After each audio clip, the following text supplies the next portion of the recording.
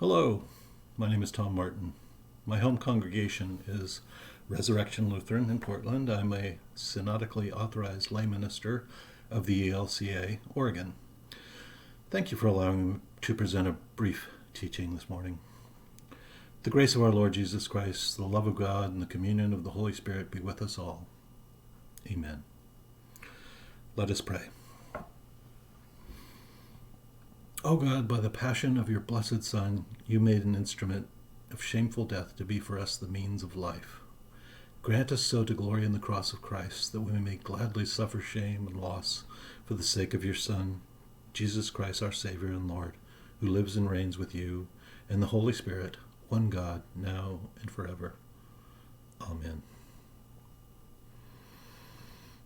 In today's gospel reading from Mark, Jesus foretells his death and resurrection.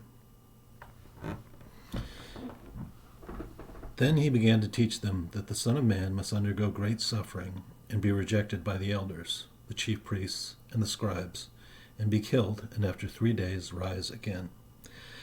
He said all this quite openly, and Peter took him aside and began to rebuke him. But turning and looking at his disciples, he rebuked Peter and said, "Get behind me, Satan, for you are setting your mind not on divine things, but on human things."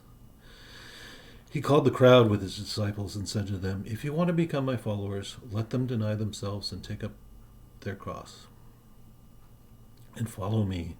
For those who want to save their life will lose it, and those who lose their life for my sake and for the sake of the gospel will save it. For what will it profit them to gain the whole world and forfeit their life? Indeed, what can they give in return for their life? Those who are ashamed of me and of my words in this adulterous and sinful generation, of them the Son of Man will also be ashamed when he comes in the glory of his Father and the holy angels." The Gospel of the Lord. In the passage previous to this week's Gospel reading, Jesus was traveling with the disciples. Jesus asked them who they believed he was. They boldly answered as a group that he was the Messiah, the one God sent to save the world. Jesus gives an odd response. The scripture reads, he sternly ordered them not to tell anyone about him. This appears frequently in the Gospels. Theologians refer to it as the messianic secret. There's no good reason cited for Jesus' insistence on keeping his messiahship a secret. Scripture simply portrays Jesus as this not being the right time, again, without explanation.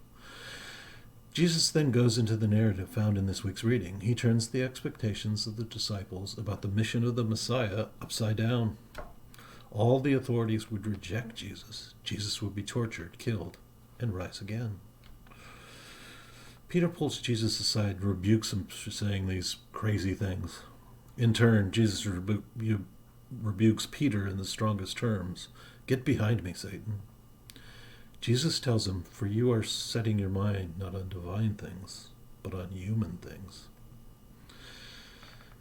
Verse 31 is as clear a statement of the gospel as can be found in Scripture. Then he began to teach them that the Son of Man must undergo great suffering and be rejected by the elders, the chief priests, and the scribes, and be killed, and after 3 days rise again. This was God's fix for the broken creation. This event, at this place, at this time, would repair everything. God's kingdom would start small, like a mustard seed, with Spirit sanctifying us as we are used to repair creation through time. It is so easy to be discouraged by the events of the day, of our time, but God's kingdom has come. It is coming, and it will come. How is God doing this? God is using people such as us, fulfilling the law of love. We love God, we love each other, we honor the poor, we love radically. We live with faith, believing the difficult and unverifiable things passed on to us through our tradition. Like Abraham, as Paul describes him in his letter to the Romans, chapter 8, beginning in the verse 20. No distrust made him waver concerning the promise of God, but he grew strong in his faith as he gave glory to God, being fully convinced that God was able to do what he had promised. Therefore his faith was reckoned to him as righteousness. Now the words, "it was reckoned to him," were written not for his sake alone, but for ours also.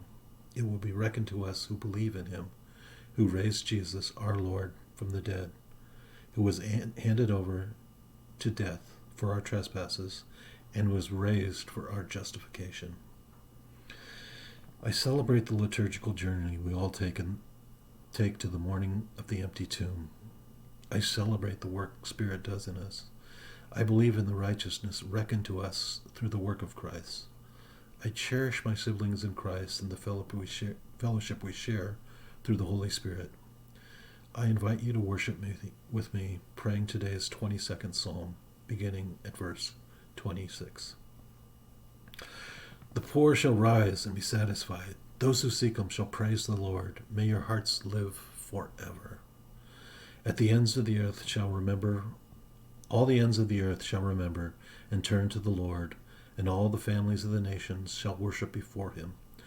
For dominion belongs to the Lord, and he rules over the nations. To him indeed shall all who sleep in the earth bow down. Before him shall bow all who go down to the dust, and I shall live for him. Posterity will serve him. Future generations will be told about the Lord, and proclaim his deliverance to a people yet unborn, saying that he has done it. Thank you for watching. God bless you, and stay well.